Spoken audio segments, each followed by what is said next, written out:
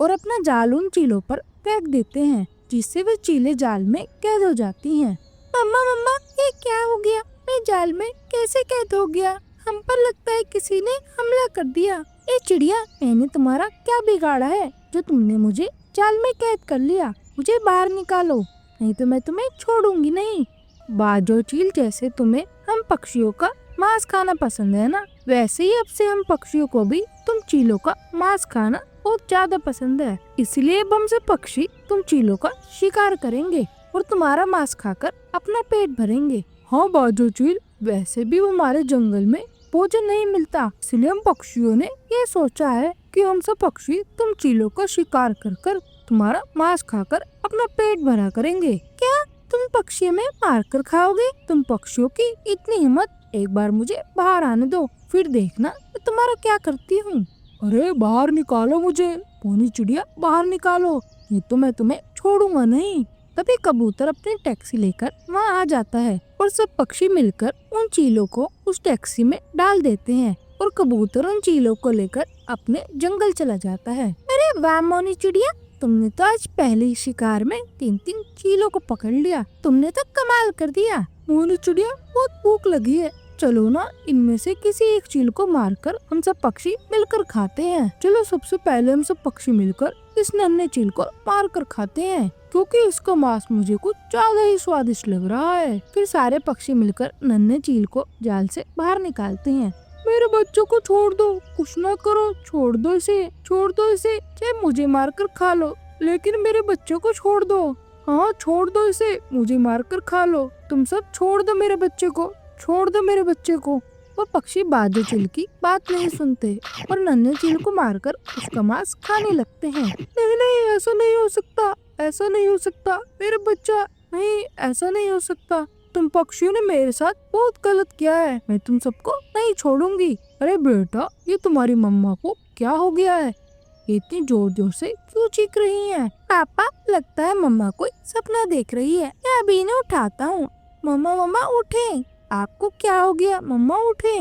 नन्हे चील की आवाज सुनकर बाजो चील फौरन से उठती है। तो उसे पता लगता है यह तो सिर्फ एक सपना था, इसका मतलब यह सब एक सपना था। बाप रे बाप, आज तो मैंने कितना भयानक सपना देखा है। अरे पत्नी जी, ऐसा भी क्या सपना देख लिया तुमने? जरा हमें भी तो बताओ। फिर बाजो चील अपना सपना अपने पति को बताती है। अरे क्या फजूल का सपना देखती हो? भला पक्षी भी हमारा शिकार कर सकते हैं क्या? नहीं नहीं पति जी, ऐसा हो सकता है, क्योंकि भूख तो कुछ भी करवा सकती है। अगर पक्षियों के जंगल में भोजन खत्म हो गया तो सभी पक्षी देखना हमें ही मार कर खाएंगे।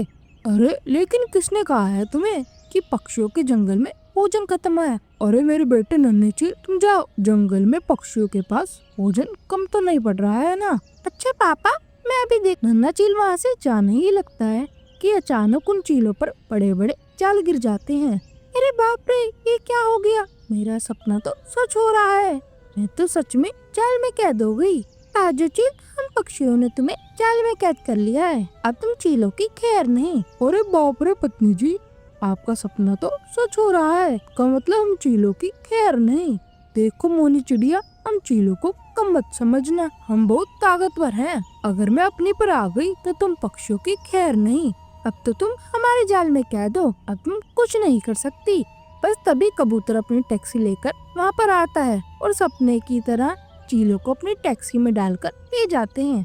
अरे ओ चिड़िया, ये तुम हमें कहाँ लेकर आई हो और मेरी आंखों पर ये पट्टी क्यों बांध रखी है? हाँ हाँ, हमारी आंखों से पट्टी खोल दो, आखिर हमारे साथ करना क्या चाहते हो तुम पक्षी? कालू भाई, चीलों की आंखों से पट्टी खोल दो। फिर कालू को वो चीलों की आंखों से पट्टी उतारता है। जब वे चील देखती हैं तो वे हैरान रह जाती हैं, क्योंकि सब पक्षियों ने नन्हे चील के जन्मदिन की तैयारी की हुई थी। नन्हे चील, तुम्हें जन्मदिन की बहुत बहुत बधाई हो। चिड़िया, तुम मेरे बेटे का जन्मदिन मना रही हो, मैं तो कुछ और ही समझ रही थी। अच्छा बाजो चील, तुम क्या समझ रही थी? अरे नहीं नहीं, कुछ नहीं, जाने दो तुम सब। हाँ जाने दो पक्षियों, तुम सबका बहुत बहुत धन्यवाद कि तुम सब पक्षियों को मेरे बेटे का जन्मदिन याद था।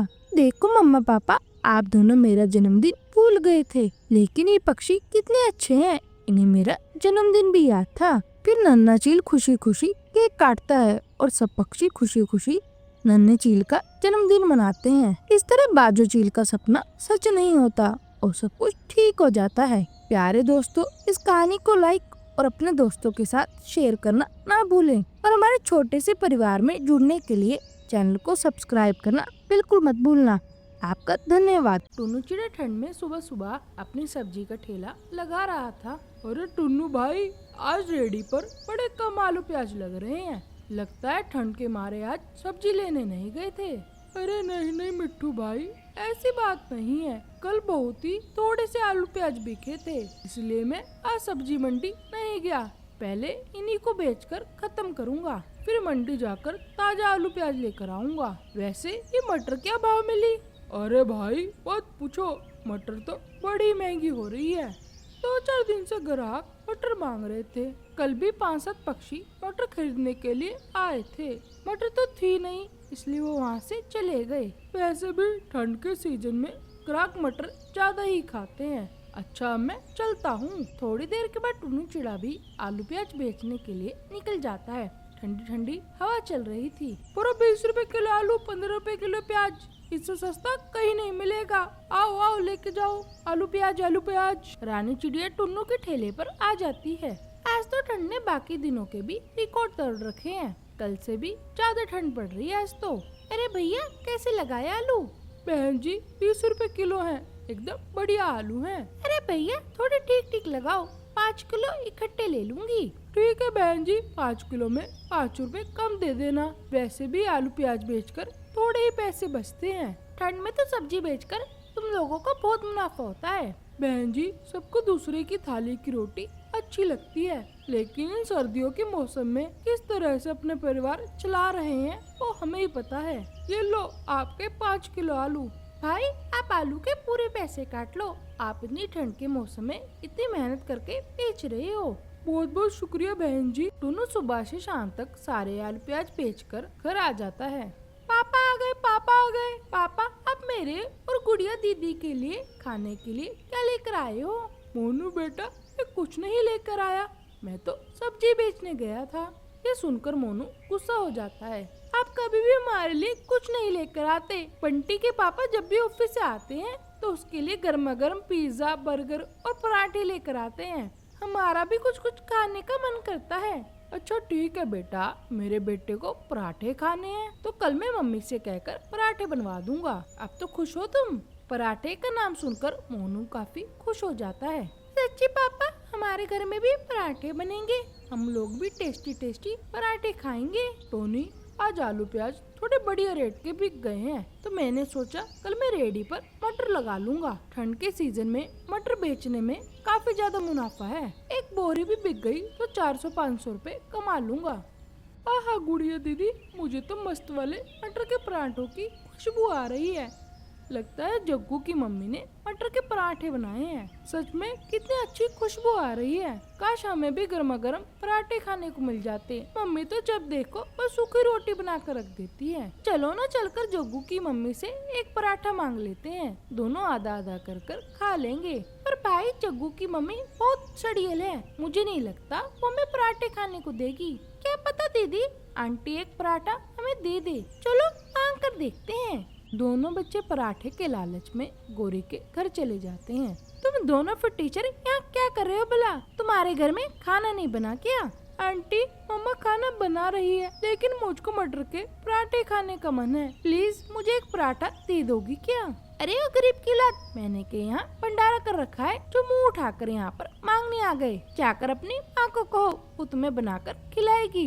दोनों बच्चे रोते हुए घर आ जाते हैं। बच्चों, तुम दोनों रो मत, मैं कल मटर के पराठे बनवा दूंगा। अगले दिन वह मंडी से मटर खरीद कर ले आता है। टोनी, मैं मटर बेचने जा रहा हूँ, शाम तक आ जाऊंगा। अजी, आज तो काफी ज्यादा कोहरा हो रखा है, आसपास कभी कुछ दिखाई नहीं दे रहा। थोड़ा कोहरा साफ हो जाने दो, फिर चले जाना। टोनी, सब्जी बाजार में इतनी ठंड में भी सब्जी वालों ने सुबह सुबह ठेला लगा लिया होगा। जाऊंगा तो क्या पता सुबह सुबह ही बोनी थोड़ी अच्छी हो जाए। ठीक है जी, संभल कर जाना। टोनी, मैंने कुछ मटर के दाने निकाल कर रखे हैं, तुम बच्चों के लिए मटर के पराठे बना देना। अच्छा ठीक है जी। टुन्नू चिड़ा मटर बेचने के लिए चला जाता है। बर्फीली हवाएं भी चल रही थी। और कोहरा भी बहुत ज्यादा हो रहा था। अरे आज तो बहुत ज्यादा ठंड हो रही है। अरे मटर ले लो, मटर मटर, ताजे मटर ले लो। बाजार में टुन्नू चिड़ी के अलावा भी कई सारे पक्षियों ने मटर का ठेला लगाया हुआ था, इसलिए उसके थोड़े से ही मटर बिक पाते हैं। दिन भर ठंड में खड़े होने के कारण उसकी तबीयत खराब हो जाती है और वह अपने घर आ जाता है। टोनी, बच्चों ने खाना खा लिया क्या? हाँ जी, बच्चों ने खाना खा लिया है। गरम गरम मटर के पराठे बनाए थे, तभी बच्चों ने खा लिए। मुझे लगा आप लेट आएंगे, इसलिए मैंने चूल्हा बुझा दिया। अभी अभी आपके लिए गर्मा गर्म पराठे बना देती हूँ। ये लीजिए, गर्मा गर्म पराठे खा लीजिए। टोनी के हाथों के बने पराठे एकदम खस्ता और फूले फूले बनते थे, इसलिए सब लोग उसके हाथों के बने मटर के पराठे बहुत ही शौक से खाते थे। टोनी, तुम्हारे हाथों के मटर के पराठे चाहे मैं जितना मर्जी खा लूं, मेरा मन और पेट दोनों ही नहीं भरते। बिल्कुल ढाबे वालों की तरह पूरा एक तवे का पराठा बनाती हो तुम। इसी तरह 2-3 दिन गुजर जाते हैं, लेकिन टुन्नू चिड़े का बुखार नहीं उतरता। वहीं अब मटर भी सड़ने लगती है। तभी टुन्नू चिड़ा बुखार में ही बिस्तर से उठ जाता है। टोनी, ऐसा करो, ये सारे मटर ठेले पर लगा दो, मैं बेच आता हूँ। भाव के भाव निकल जाएंगे तो कुछ पैसे मिल जाएंगे। टुन्नू जी, अभी तो आपका बुखार भी नहीं उतरा, आप रहने दीजिए, मैं मटर बेच आती हूँ। मटर ले लो, मटर, ताजा मटर, बढ़िया मटर। अरे ओ मटर वाली, कैसे दिए हैं मटर? बहन जी 50 रुपए किलो है, बढ़िया दाने वाली मटर हैं। क्या कहा, 50 रुपए किलो? इतनी महंगी मटर कौन खाएगा? अरे 25 रुपए किलो के भाव में मटर को कोई नहीं पूछ रहा। टोनी देखती है कि बाजार में सभी सब्जी वाले 20 रुपए के रेट पे मटर बेच रहे हैं। फिर मिट्ठू तोते के पास जाती है और पूछती है, अरे मिट्ठू भाई, आप लोग 20 रुपए किलो मटर क्यों बेच रहे हो? अरे टोनी बहन, तुम्हें मालूम नहीं है क्या, ठंड की वजह से मटर का रेट गिर गया है। बाजार में इस टाइम सबसे सस्ती मटर ही बिक रही है। यह सुनकर टोनी काफी दुखी हो जाती है। टुन्नू जी ने तो 40 रुपए किलो मटर खरीदी थी, अगर मैं 20 के भाव में भी बेचूंगी तब भी हमें घाटा खाना पड़ेगा। और इस बाजार में मटर बेचने वाले भी कितने सारे पक्षी हैं, क्यों न मैं इस ठंड में मटर के पराठे बनाकर बेचूं, तो ऐसे मटर भी इस्तेमाल हो जाएंगे और हमें घाटा भी नहीं होएगा। टोनी घर आकर टुन्नू को सारी बात बता दी। हाँ टोनी, तुमने अच्छा सोचा है, ठंड के मौसम में तो गर्मा गर्म मटर के पराठे बहुत स्वादिष्ट लगते हैं और तुम तो कितने अच्छे पराठे बनाती हो। अगले दिन वे सुबह सुबह उठकर चूल्हा लगाकर मटर उबालती है और गर्मा गर्म मटर के पराठे बनाकर बाजार में आकर बेचने के लिए खड़ी हो जाती है। मटर के पराठे खा लो, चटपटे गर्मा गर्म मटर के पराठे खा लो। सभी लोग मटर के पराठे की खुशबू से खींचे चले आते हैं। अरे बहन जी, वैसे खुशबू तो बहुत अच्छी आ रही है पराठों की। मुझे एक काम करिए, मुझे 2 पराठे लगा दीजिए, पराठे गर्मा गर्म देना। ये भैया, अभी अभी गर्मा गर्म सेकती हूँ। ये लो भैया आपका पराठा।